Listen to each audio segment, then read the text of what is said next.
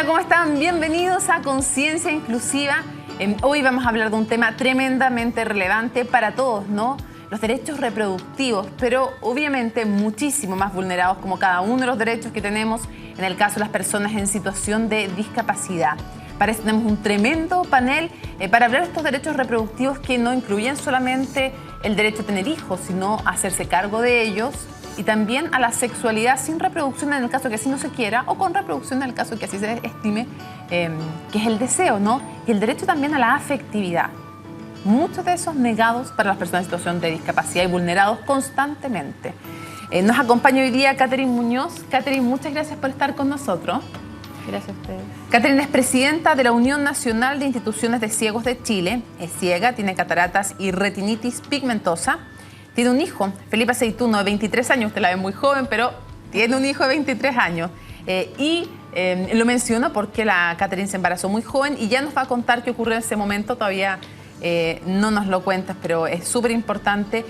Catherine además fue secretaria ejecutiva de la Comisión Asesora Presidencial sobre Inclusión Social de Personas con Discapacidad y es un referente nacional además en estos temas. Así que muchas gracias por estar con nosotros. Gracias a ustedes. También nos acompaña Verónica Chapacase. Verónica, gracias por estar acá en Conciencia Inclusiva. Gracias por la invitación. Ella es profesional del programa Buen Vivir de la Sexualidad y la Reproducción del Servicio Nacional de la Mujer y la Equidad de Género. De profesión es matrona, así que muy pertinente que nos acompañes.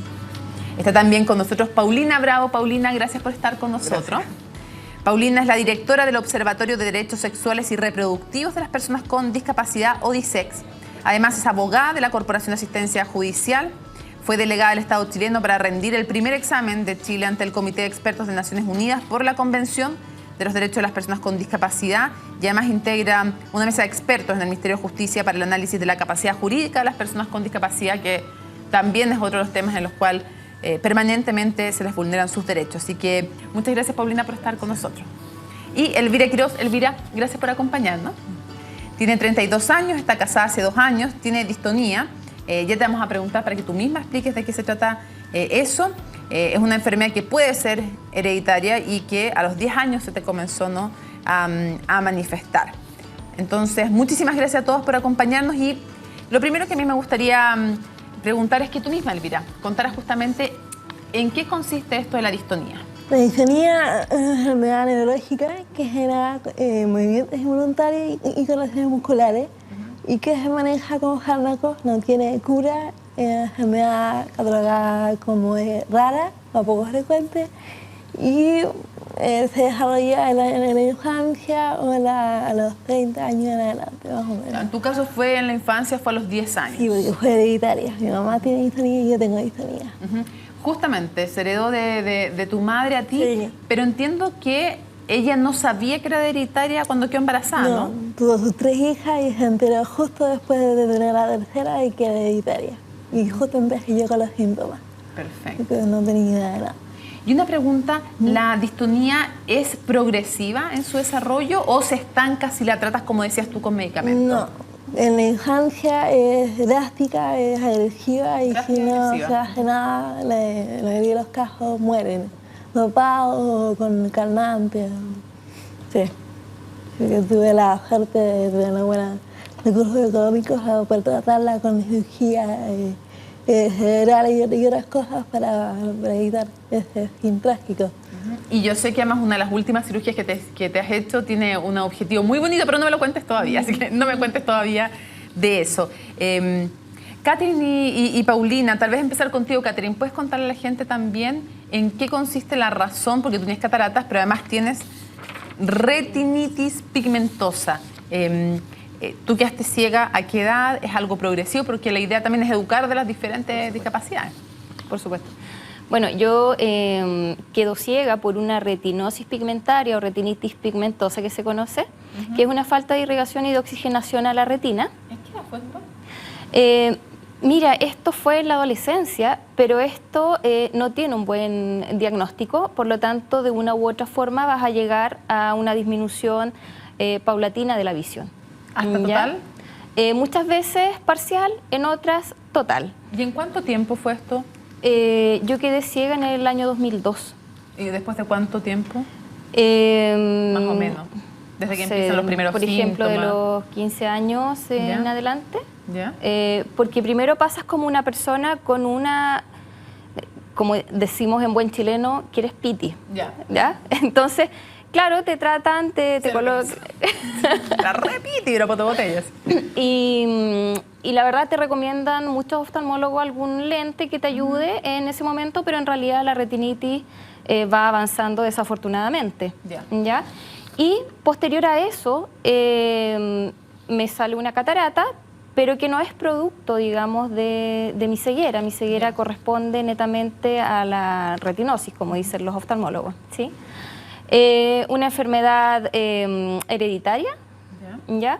En mi caso, ¿O en qué porcentaje? ¿Se sabe? Mira, en mi caso es recesiva, por lo tanto mi hijo no la tiene y los hijos de mis hijos tampoco, etcétera, pero en algún momento es probable que se pueda presentar. Es probable. En otros casos, la retinitis la tienen, por ejemplo, todos los varones de la familia. Perfecto, entiendo. En otras va en todas las líneas, o sea, madre, hijos, nietos, es súper relativo. Hay diferentes retinitis y hay una también que afecta el oído. Sí, ¿eh? Sí, que es el síndrome de Uchet, que te afecta el oído y ahí encontramos muchas veces a las personas sordociegas. Ah, perfecto, entiendo. Exacto. En conjunto. Paulina, en tu caso, ¿a qué edad pierdes la visión y a raíz de qué? Retinitis también. También retinitis. ¿Y a qué edad fue en tu caso? El diagnóstico fue cuando yo tenía 5 años de edad. Sí, muy chiquitita. Y luego esto fue progresando con una baja considerable cuando tenía 14 años. Y yo perdí definitivamente la vista a los 24 años de edad cuando estaba en pleno desarrollo de mi carrera universitaria, sin perjuicio de que antes no veía muy bien, pero por lo menos tenía vista suficiente como para desenvolverme mediante una técnica de escritura que denominamos macrotipo, que consiste en ampliar las letras con plumón o con algún lápiz que tenga un poder bien considerable para que una persona que ve poquito pueda verlo. ¿Cuántos años de carrera hiciste sin ya nada de visión? Yo creo que la mitad dentro de la universidad y luego todo lo que implica la titulación, la tesis, el examen, la preparación del examen de grado y bueno, tú sabes que a los abogados el título nos lo entrega la Corte Suprema, sí, pues. Entonces por supuesto que esa etapa también está incluida. Y fui a recibir mi título con un perro, por supuesto, acompañándome y guiándome. ¿No hubo problema? Sí, la verdad es que sí, cuando yo abrí la carpeta, se le llamó. Sí. Entonces, de la Secretaría de la Corte Suprema me llamaron para decirme que sí, por supuesto que me podía titular, si cumplía con todos los requisitos, pero que no podía hacerlo acompañada por un perro. Se llama Cheyenne, mi otra perrita. Y bueno, dije, voy a ir igual y como existe una normativa vigente para la cual yo trabajé mucho, por lo tanto la conocía bastante bien, entonces dije, bueno, los ministros ahí tendrán que atender a la norma que es vigente, que está válida en Chile y bueno, hay un principio elemental en el derecho que se llama iura novit curia. El derecho lo conoce el juez, por lo tanto no podía desconocerlo en un caso que podría haber sido bastante particular, porque creo que nunca antes había entrado a la Corte Suprema alguien, un licenciado en ciencias jurídicas, para salir titulado como abogado y con un perro al lado. Sí, hubiera sido bastante irónico que violaran la ley los propios jueces. Afortunadamente, oye, ¿cómo se llama tu perro? Holly. ¿El de ahora? Holly. Holly. Está estresada. Está súper entretenida. En fin, a ver, ya que las conocemos un poco más en profundidad, le quiero preguntar entonces ahora a Verónica. Verónica, en general, ¿cuál es el diagnóstico que existe? Hagamos un paneo general respecto del respeto o no en Chile a los derechos reproductivos de las personas en situación de discapacidad, hombres y mujeres. ¿Cómo estamos? No tengo el diagnóstico exacto, pero yo creo que la situación no es buena. En general han habido muchas vulneraciones a los derechos de las mujeres en el sentido de yo creo, de no reconocer que las personas que viven con discapacidad son personas sexuales y que tienen una vida sexual. y entonces hay una invisibilización de eso. Y por lo tanto los servicios de salud no están preparados ni ofrecen servicios, por ejemplo, de regulación de la fertilidad o de maternidad, etcétera, porque piensan que las personas no tienen sexualidad y tampoco en muchos casos pueden reproducirse. ¿Y qué les pasa cuando, por ejemplo, llegan a pedir, no sé, preservativo, planificación familiar, las personas en situación de discapacidad? ¿Qué les dicen en general en los servicios públicos? Yo creo que hay servicios que, bueno, atienden como corresponde, pero en muchos casos no se les ofrecen, no se les dan, piensan que, dado que no reconocen la sexualidad, no se los ofrecen y se los dan porque piensan que no los requieren. Perfecto. Y si los requieren, además, piensan que hay contraindicaciones para usarlos, cosa que no necesariamente existen.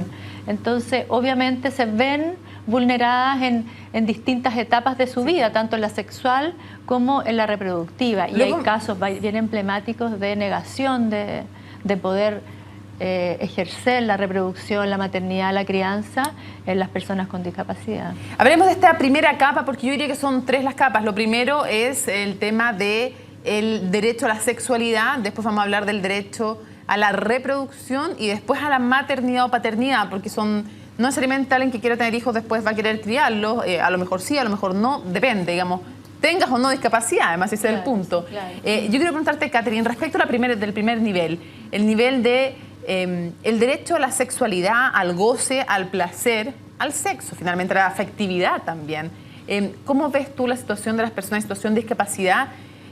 Pero no solo además de discapacidad física, sino también mental, que es aún más complejo. ¿Tú, en lo personal, sentiste alguna vez vulnerados tus derechos en ese nivel que estoy hablando yo, del derecho a la afectividad, a la sexualidad? Vulnerado en todos los ámbitos que han mencionado, porque se mira a la persona con discapacidad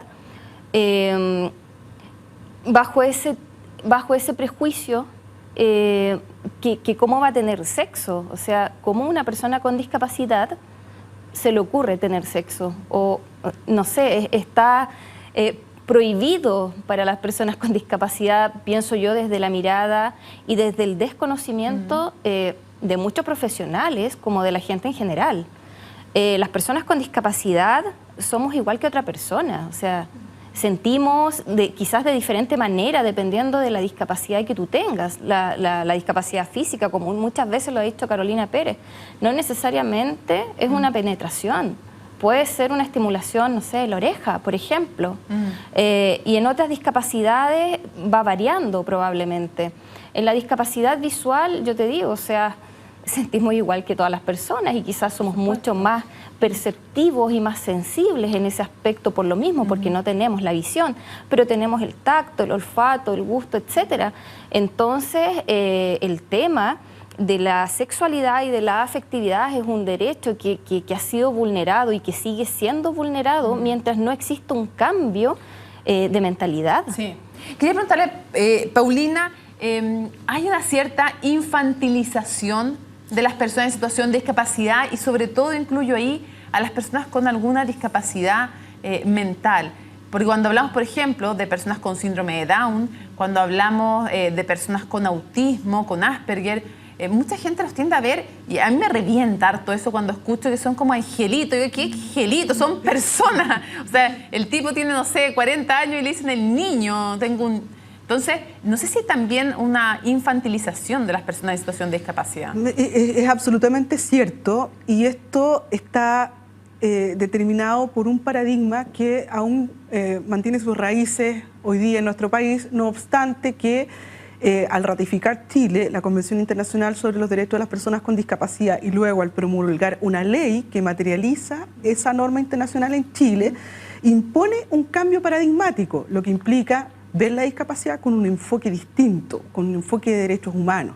El paradigma médico rehabilitador, el anterior a este que vivimos ahora, efectivamente veía a las personas con discapacidad como sujetos de asistencia, es decir, todo el entorno social de una persona con discapacidad, incluida la familia, el colegio y la sociedad en general, estaba ahí para cuidarnos, para protegernos y por supuesto, para decidir por nosotros, porque se nos privaba el ejercicio legítimo de nuestra voluntad. de ahí que este tema está muy conectado también con lo que decías tú cuando me presentaste respecto de la mesa de expertos que coordina el Ministerio de Justicia a propósito de la capacidad jurídica de las personas con discapacidad. Porque de acuerdo a la norma civil chilena, aún se sigue confundiendo la incapacidad con la discapacidad y no son la misma cosa. No. Entonces hay todo un derivado de las normas establecidas y que están ya en proceso de franca retirada desde mi perspectiva, una vez que Chile ratifica este Pacto de Derechos Humanos, que fue el primer Pacto de Derechos Humanos del siglo XXI, sí. Y que le da un rango de derecho fundamental, que no es cualquier cosa. Sí, además, y por lo tanto les aviso a los que no lo saben, está por encima de la Constitución cuando se ratifica algo a nivel internacional. Así es que el que es más grave que violar la Constitución cuando se discrimina a una persona en situación de discapacidad. Ojo ahí también. Elvira, a ver, si ya hay prejuicios para reconocerles el derecho a la sexualidad a las personas en situación de discapacidad, cuando tienen discapacidad mental, peor. Y hay otra barrera más que me comenta mucha gente con alguna discapacidad, que es cuando se relaciona a alguien que no tiene discapacidad con alguien que tiene algún tipo de discapacidad.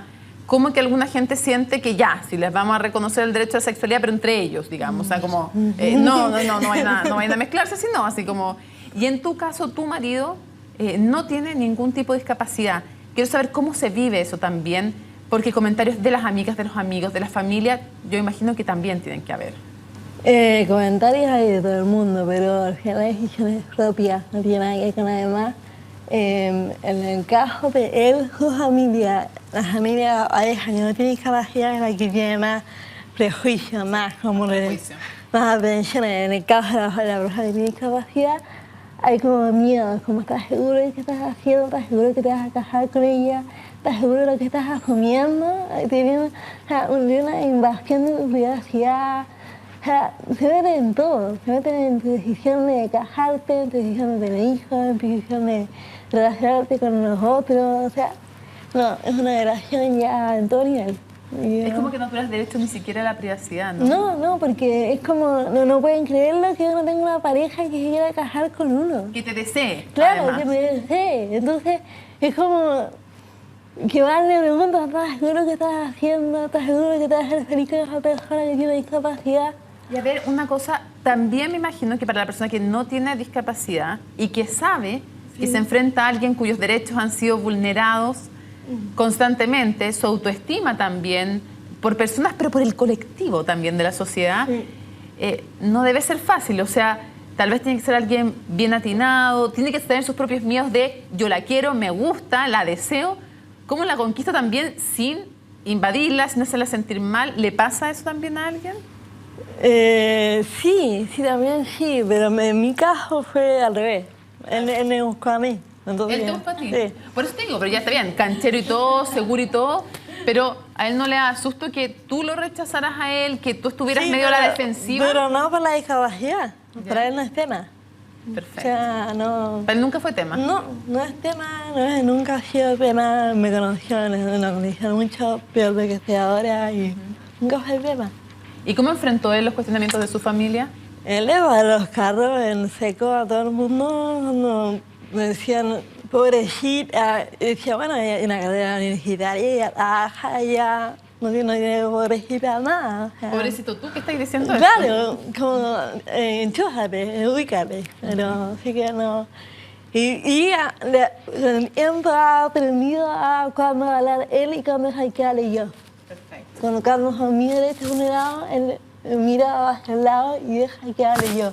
Porque muchas veces, qué importante eso. Muchas veces lo que la gente tiende es a mirarlo a él. ¿Cachai? Como ella, como me cuesta como modular, le contra a él como si fuera tonta o tuviera algún problema mental.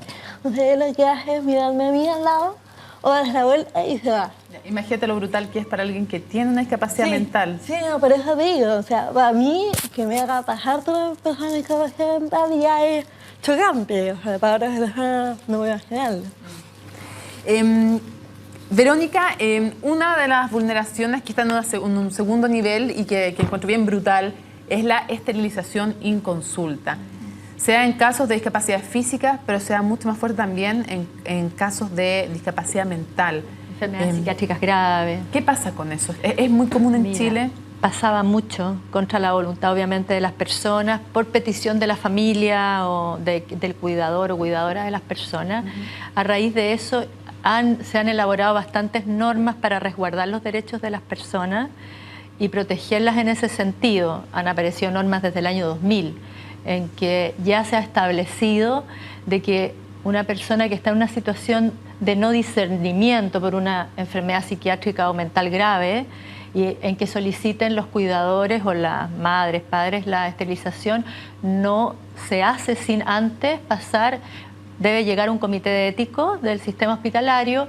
De ese comité ético se tiene que pasar una comisión multidisciplinaria, interdisciplinaria, que evalúa el caso desde todo punto de vista, psicológico, la trabajadora social, el médico, la matrona, etcétera, para luego llegar a una comisión que se forma a raíz de la ley, no de la ley, sino de un reglamento que establece que todas las personas que están en esta situación de problemas psiquiátricos graves se les puede esterilizar sin su consentimiento. Sin ese consentimiento de un grupo ético. Pero resulta que esto pasa también con personas que tienen discernimiento. Si eso es lo brutal, además.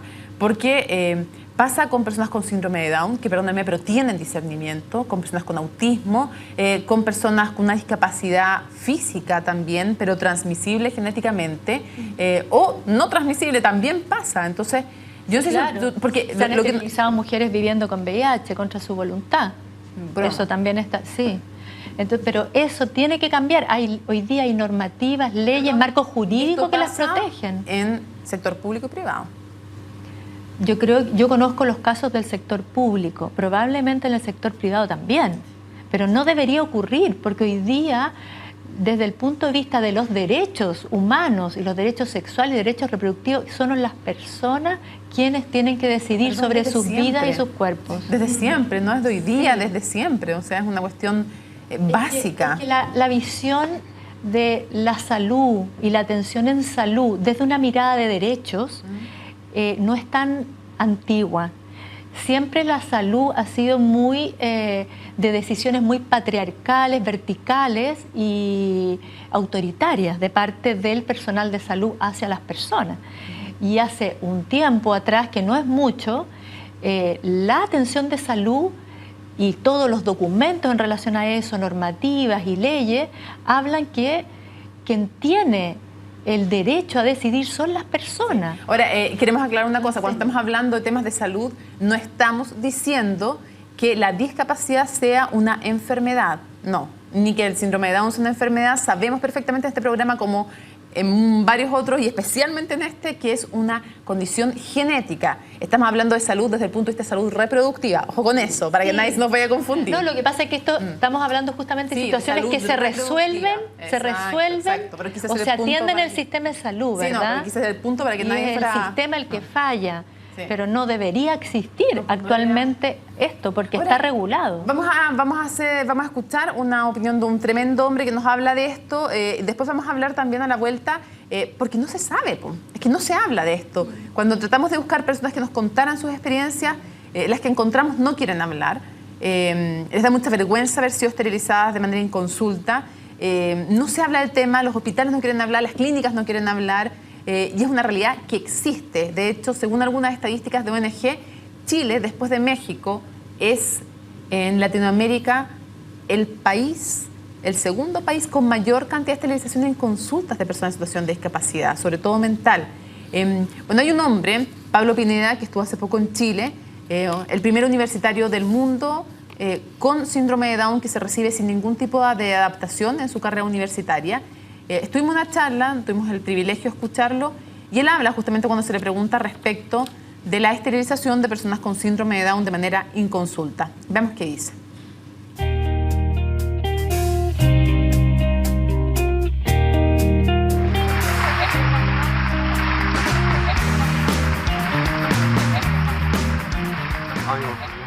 Esto me cuesta mucho, ¿no? Lo sé. Me cuesta porque no hay nada más horroroso, más horrible que esterilizar a una persona con síndrome de Down. me parece horrendo. Y te voy a decir más. Y sé que esta palabra sonará un poco fuerte. Me parece fascista. No, me parece fascista.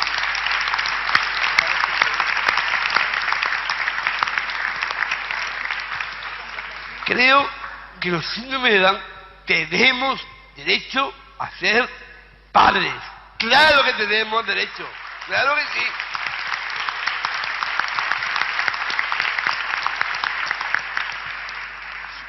sí. ¿Que nace el síndrome de Down? Pues que nazcan síndrome de Down. Me da igual, que nazcan. Eso es lo que yo quiero, que nazcan síndrome de Down. Y demostremos a la sociedad que los síndromes de Down tienen derecho a vivir. Y tienen derecho a estar ahí. Y por eso tienen que nacer más niños con síndrome de Down, para cambiar la sociedad. Yo creo que no es calidad cristiana que piense eso. No. O sea, a mí me parece horroroso. O sea, yo lo recuerdo, ¿cuándo fue? Allá por el año 94. Quiero recordar que el gobierno sueco hacía campaña de esterilización de niñas con síndrome de Down en un país avanzado. Que haga eso.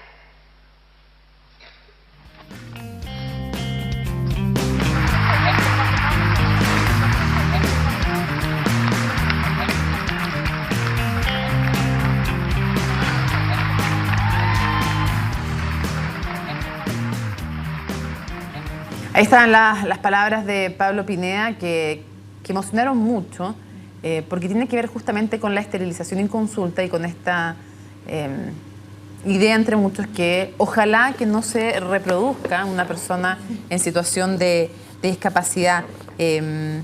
Catherine, ¿cómo ves esto? Porque es un tema bien brutal cuando la esterilización, y lo viven mucho más las personas con discapacidad mental, se decide por ellos. O sea, está la vulneración del derecho a la reproducción, a la paternidad, a la maternidad, pero además el decidir por otro. Bueno, desafortunadamente los índices en Chile con respecto a la discapacidad mental, a la discapacidad intelectual, es aberrante, porque por una parte decimos es que a lo mejor no es bueno para él o para ella que sea madre o padre, y como lo expresaba la nota, ellos quieren ser padres y madres también. Entonces, creo que vuelve a lo mismo, el tema de los prejuicios, el desconocimiento, el pasar por sobre los derechos humanos de las personas con discapacidad, independientemente de la discapacidad que tengas, el decidir por ellos, qué es bueno, qué no es bueno. ¿Qué sabes tú qué es lo que está sintiendo esa persona con discapacidad? Y además ¿qué ilusión tiene? Claro, porque ya vamos a hablar de la maternidad y la paternidad, pero el tema inicial de decidir por otro una esterilización es algo bien brutal. Es para toda la vida, no es algo que tú digas después, oh, listo, no sé, volvamos atrás y aquí no ha pasado nada. Entonces las determinaciones que se toman por las personas con discapacidad es complejo y es una realidad. Es una realidad que tenemos en Chile y en muchos países. Quiero preguntarle eso a la Paulina. Después vamos a hablar contigo, Elvira, respecto al tema también de la maternidad. Pero nos costó mucho encontrar casos. Las personas no quieren hablar de esto, pero es algo que sigue pasando en Chile, la esterilización en consulta. Por supuesto, y pasa mucho. Yo voy a tratar un poco respecto de lo que nos conversaba Verónica hace un rato atrás. Efectivamente hay normas, hay un procedimiento establecido. Se supone que la familia no debe ser la prioridad al momento de la decisión, sino la persona afectada, que sería la persona con discapacidad. Sin embargo, todos esos comités de ética no están preparados, siguen viviendo en un paradigma absolutamente retrógrado, anacrónico en comparación con lo que tenemos hoy a nivel normativo. La esterilización yo le denomino forzada a las personas con discapacidad, particularmente a las personas que presentan una discapacidad de origen mental. Desde mi perspectiva, constituye un trato cruel e inhumano que está sancionado por la ley. Fascista, decía también yo estoy absolutamente de acuerdo con él. De hecho, hemos comprobado a lo largo de los años que el síndrome de Down no es y no debe ser considerado como un obstáculo para el pleno desarrollo de las personas. Es el entorno el que inhabilita para el ejercicio legítimo de derechos tan fundamentales como lo son el de la sexualidad y el derecho a reproducirse, ¿no? Pero se da mucho en Chile porque la gente dice, no, ya existen los reglamentos, protocolos, o esto pasa solo en el sector público. Eso existe en Chile y existe de manera latente, a mi juicio, como una forma soterrada de eugenesia. Y bueno, esto genera no solamente una castración al ejercicio legítimo de derechos, sino también un fomento a la comisión de delitos. Porque se previene que una mujer, una adolescente con discapacidad, quede embarazada, ¿no es cierto?, con la esterilización. ¿Y qué es lo que se potencia? Te lo digo porque soy litigante, he actuado muchas veces como curadora de personas con discapacidad en juicios penales, de chicas, de mujeres que han sido violadas y detectar la violación ha sido tremendamente imposible, muy complejo, porque han sido, a mi juicio, víctimas de una esterilización. Entonces, de verdad que no es tan ligero el tema. En Chile podemos... ¿Pero en el sector público y privado ustedes reciben denuncias? Sí, por supuesto que sí. Porque hay una recomendación incluso...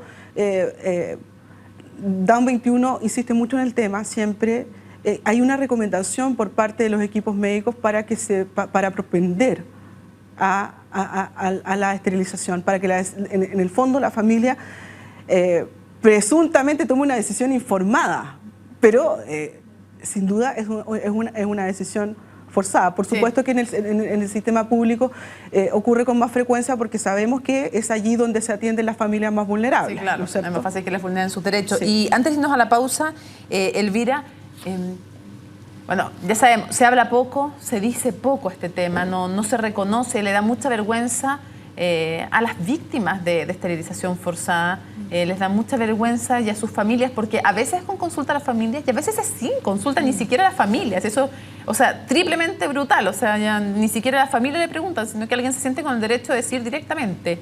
¿Hay un mirar en menos también entonces a las personas en situación de discapacidad? Sí, totalmente. Creen que por tener capacidad diferente o distintas a ellos, tú no eres capaz de ser madre como corresponde. Hay todo un estigma de la sociedad, de un estereotipo de madre instalado que no da cabida a otro tipo de maternidad. Que hace que uno vea, busque o mire modelos que no corresponden al tuyo y que te cuestiones a ti misma si eres capaz de ser madre o no. Es súper complicado. ¿Y te ha tocado escuchar de esterilizaciones forzadas en consultas de personas con discapacidad? Sabes que no, pero yo sé que hay en el mundo privado y en el mundo público. Y en el mundo privado, sobre todo, es una vergüenza tener hijos con discapacidad o por un miedo a que esto se reproduzca. Entonces, eso genera que lo hagan a la mala, con doctores que no les pagan como para que se queden callados y lo hacen igual, con los conocimientos de nadie. Y es bien brutal, porque cuando estábamos en esa charla con Pablo Pineda, se le aplaudió muchísimo, muchísimo. Era un ambiente, un entorno súper favorable a la inclusión. Y la verdad es que cuando él dice esto, de la esterilización en consulta, que lo encuentra fascista, esterilizar a alguien con síndrome de Down sin siquiera preguntárselo, la verdad es que los aplausos no fueron tan cerrados como en nuestras preguntas y en otras respuestas. Y eso entonces nos dejó a todos los que estamos cerca de él bastante como apenados, porque quiere decir que las barreras todavía son más fuertes de las que creemos. Vamos a hacer una pausa en Conciencia Inclusiva y al regreso seguimos conversando sobre derechos reproductivos de las personas en situación de discapacidad.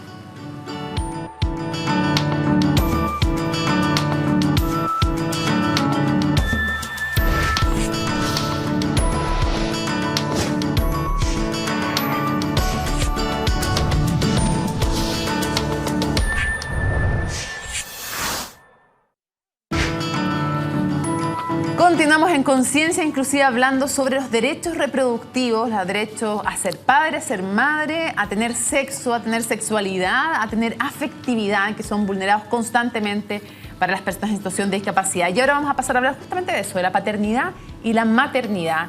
Y quiero que conozcamos un poco más a Elvira. Este es su video.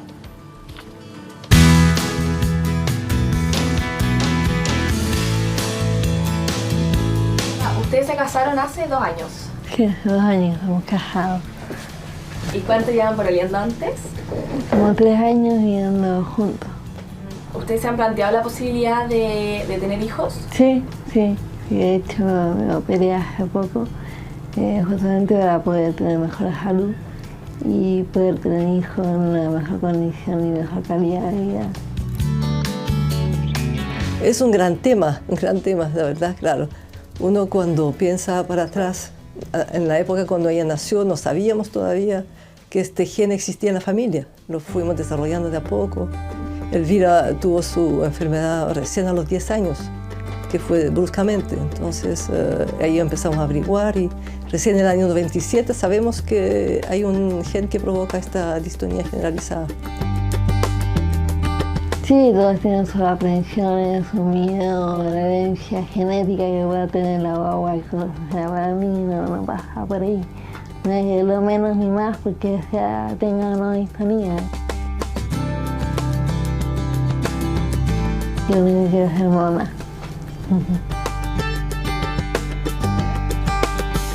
Yo siempre digo, yo como abuelo ya no tengo la capacidad de asumir otro niño con discapacidad. Más encima, igual tengo la enfermedad yo también, entonces tengo mis limitaciones. Pero por supuesto que ella, si ella se siente con la fuerza y la energía,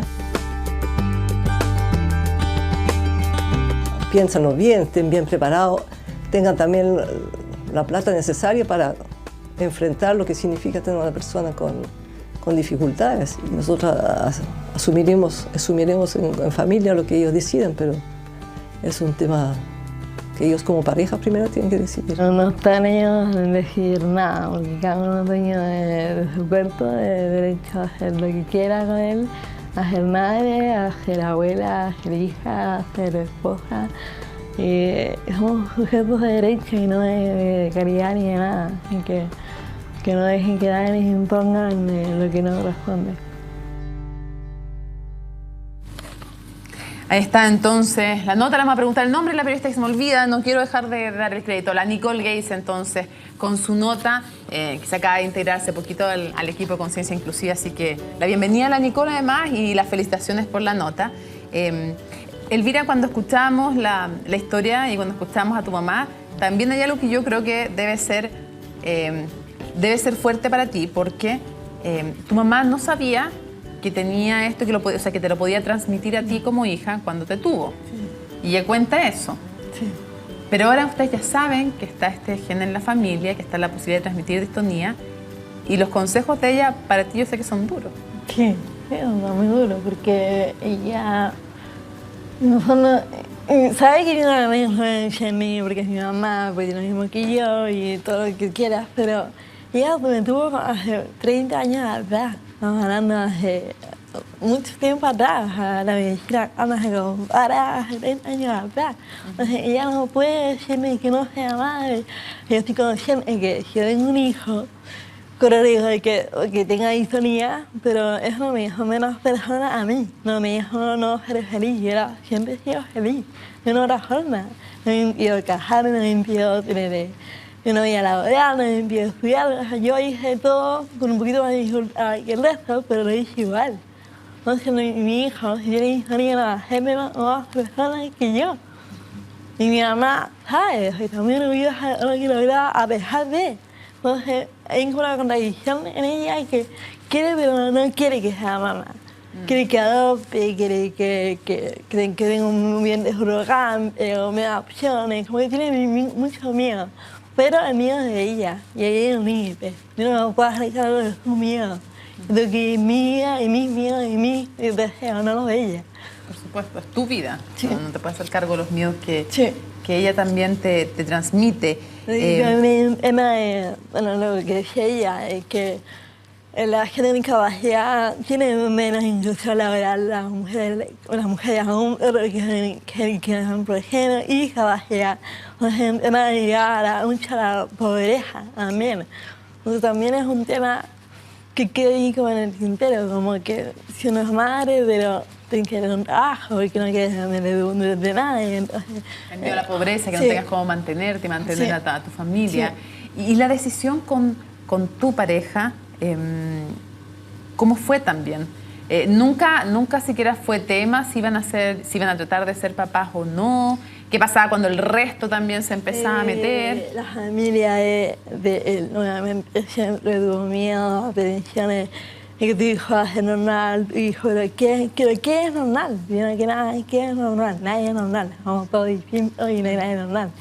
Y ahí es donde él, Roberto siempre me ha apoyado y me ha dicho lo que tú decías, lo que va a hacer, o sea, él no va a querer un hijo menos o más por tener una discapacidad o no.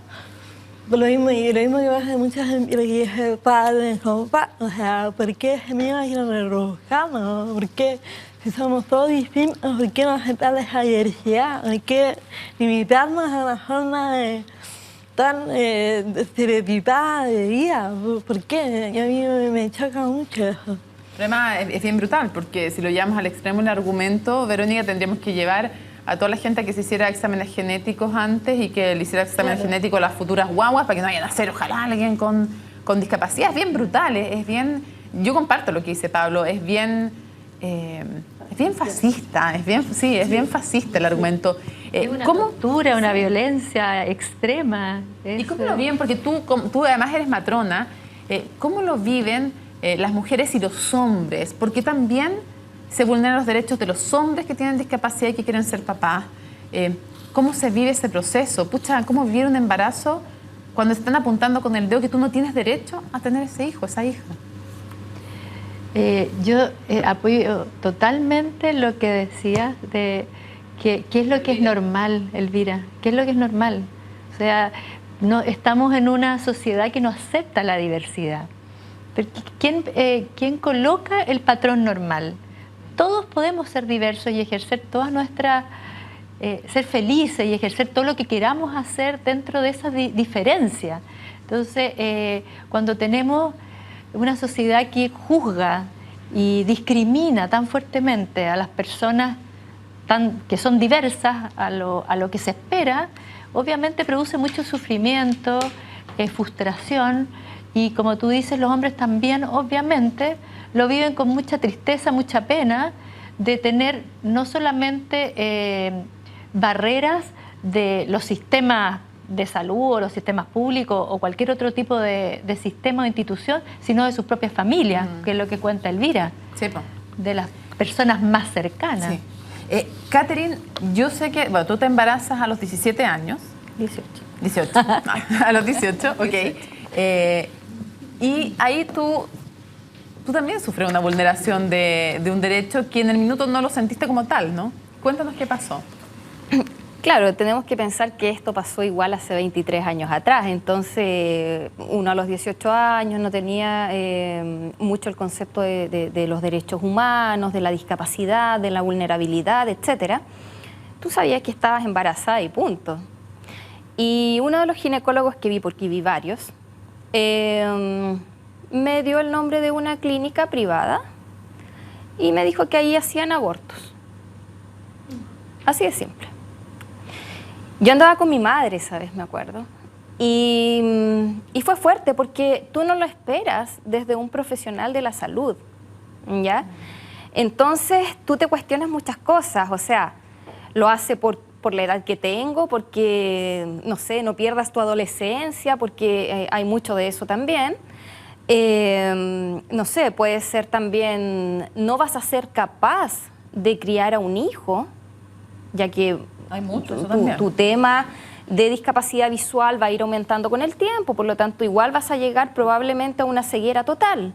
Entonces creo que se vuelve a pensar por nosotros, no siendo nosotros, porque en realidad yo estaba feliz.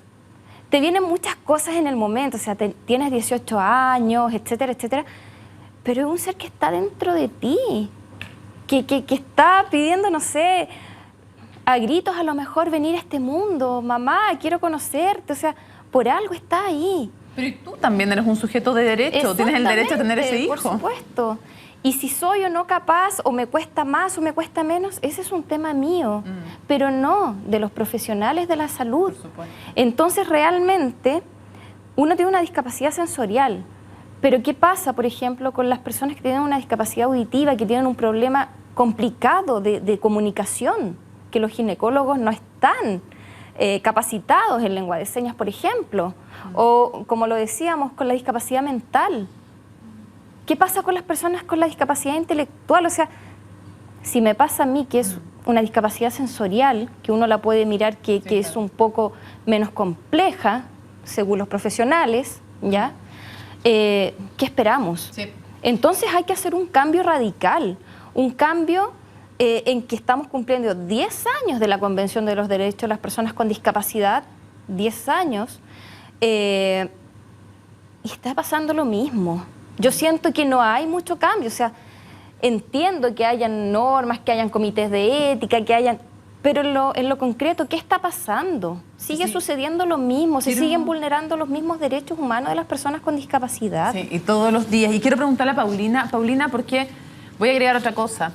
También hay casos, y también cuesta mucho que hablen de ellos, de papás y de mamás con algún tipo de discapacidad a los cuales les quitan los hijos o tratan de quitarle los hijos. Eso por un lado. Y por otro lado, la ley de adopción también es muy injusta porque anda a querer postular si tienes algún tipo de discapacidad o bien, qué brutal cuando es una de las razones para declarar adoptable a alguien que es hijo de una persona con alguna discapacidad. ¿Qué pasa primero con lo que te preguntaba, lo inicial, con niños que son sacados de hogares con personas con discapacidad? Sí. Mira, eso es lamentablemente algo que ocurre con mucha frecuencia en Chile.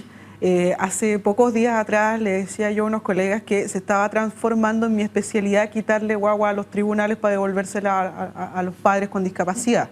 He viajado constantemente a Punta Arenas por causas de esta índole. Y de verdad que... Te voy a contar un caso que tuvimos hace muy poquito tiempo. Esto es solamente un botón de muestra, porque el perfil es más o menos parecido siempre.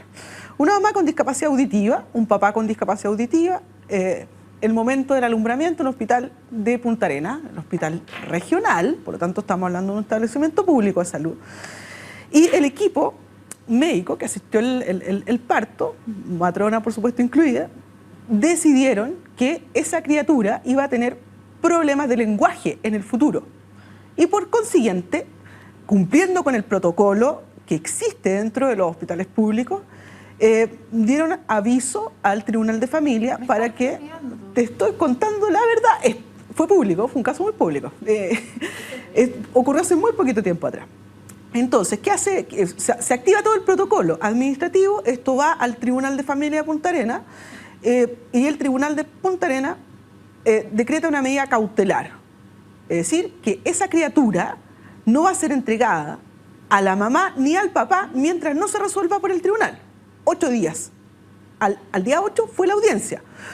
Quienes son madres, yo no lo soy, pero puedo empatizar con quienes lo son, saben la importancia que tienen esos primeros días para el apego entre la criatura y sus progenitores.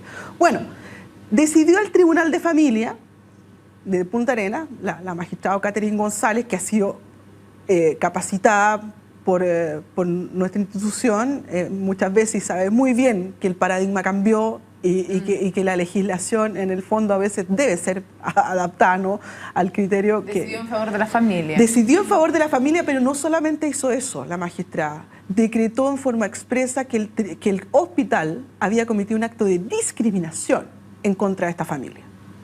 Paulina, se nos está acabando el tiempo y hay unas cosas pequeñitas que quiero preguntar antes de terminar. Brevemente, para ti, y otra cosa para Elvira. Para ti, el tema de que en la nueva ley de adopción entiendo que todavía está como una de las normas que se puede considerar para dar a un niño una adopción, No es que si es que eres hijo de alguien discapacitado te van a dar en adopción, pero es una de las cosas que se considera al momento de categorizar a un niño como susceptible de ser dado en adopción. ¿Eso no contraviene las normas de derechos humanos y las convenciones que hemos ratificado? Eso contraviene absolutamente. La nueva ley de adopción, la que reforma. Es que, ¿sabes qué pasa, Mónica? Yo creo que los técnicos que preparan esas normas no están bien informados y están prejuiciados respecto de la discapacidad. Yo he conversado con muchas personas que han trabajado en esa norma. Personas que son técnicos, que preparan las indicaciones de los proyectos de ley y incluso me han dicho, a mí no me gustaría tener un papá, una mamá con discapacidad. Ese es el criterio, lamentablemente, ese es el criterio personalista, individualista, prejuiciado para establecer una norma en Chile. Y solo, yo sé que es poquito el tiempo, pero nuestra ley emblemática 20.422, y esto fue crítica por parte del comité de expertos de la comisión en Ginebra, donde estuve presente hace un par de meses atrás, dice que la ley chilena propenderá a prevenir la discapacidad. Eso es un fallo terrible por parte de nuestros legisladores y que debiera ser prevenir la discapacidad. Ese es uno de los objetivos de la ley 20.422, prevenir la discapacidad como si esto fuese una pandemia. Perdón, ¿esa es la ley de? La ley 20.422 que materializa en Chile la Convención sobre los Derechos Humanos de las Personas con Discapacidad. Por lo tanto, también debemos... Aquí nosotros, y permíteme usar este espacio para hacer un llamado a los legisladores chilenos para que hagan coherente esa norma. No, es que ese capítulo no lo conocía, me estoy desayunando. Bueno, una vez más, y todas las semanas me desayuno, Paulina. Una brutalidad. Para tratar de cerrar con un poquito más de esperanza, cuando es un tema en que sí se avanza, pero queda muchísimo más para avanzar, quiero cerrar con Elvira, y Elvira, me gustaría que tú le explicaras a la gente algo que debería ser de perogrullo, pero la importancia para ti, ¿por qué sueñas con ese hijo? ¿Por qué te operaste? ¿Por qué has hecho muchas cosas para ser mamá? Bueno, ¿cuál es tu sueño? ¿Cuál es tu sentimiento? ¿Cuál es? Sí, ser mamá, porque es una cuestión interna, es una necesidad interna que muchas mujeres tienen y que ya no hay otras mujeres. Hay los mismos deseos que cualquier mujer podría tener. No veo por qué miedo a que yo tenga un hijo, si tiene una discapacidad, veremos. Yo no he dicho nada en mi vida, no soy menos mamá y yo quiero ser mamá. Te puedo hacer una pregunta que me hicieron a mí. Yo tuve una hija con síndrome de Down y me dijeron, ¿qué es lo primero que le vas a decir a tu hija? Y decía, chuta. Y me quedé como en blanco y te lo pregunto al revés a ti. Desde ti que tienes distonía, si tuvieras un hijo o una hija en tus brazos, ¿te has imaginado qué es lo primero que harías, qué es lo primero que le dirías? Es que no hay nada que decirle, que abrazarla y venga como vengo, no hay que decir igual. Entonces no es tema, en realidad no es tema. Ahora, yo sí lo reconocer que yo cuando era pequeña me da vergüenza a mi mamá, por ejemplo, porque tenía discapacidad y de mi hija también. O sea, era una cuestión súper como verme a mí y a mi mamá un poco. Pero ahora tengo otras perspectivas, tengo otra crianza, tengo otros derechos en mente y cambia mucho. ¿Y segura, Vita, que ese hijo, que esa hija estaría tremendamente orgullosa? No es que no estaría avergonzada, estaría tremendamente orgullosa o orgulloso de tenerte a ti, Elvira, de mamá, y a la lucha que significa más en esta sociedad, atreverse y apostar por ser mamá. Así que muchas gracias a ti, muchas gracias también a Catherine, Verónica, Paulina, muchas gracias a todas por habernos acompañado en Conciencia Inclusiva, en un tema que fue coincidencia que tuviéramos puras panelistas, sino un hombre aquí sentado, porque es un tema en que se vulneran los derechos de hombres y mujeres en situación de discapacidad. Y no es que no digamos que no se ha avanzado, pero ¿cuánto falta por avanzar si todavía decimos que son niños a los 40 años de alguien con discapacidad? Si todavía creamos leyes como la adopción, en que se pone como una de las posibles pautas para declarar a un niño susceptible de ser adoptado el que sea hijo de alguien con discapacidad. El derecho al goce, al placer, a la maternidad, a la paternidad, cuando así se quiera, es de todos y de todas. Es un derecho básico, humano, que no se debe, porque lamentablemente hoy día se puede seguir violentando. Muchísimas gracias por habernos acompañado en Conciencia Inclusiva y nos vemos la próxima semana. Chao.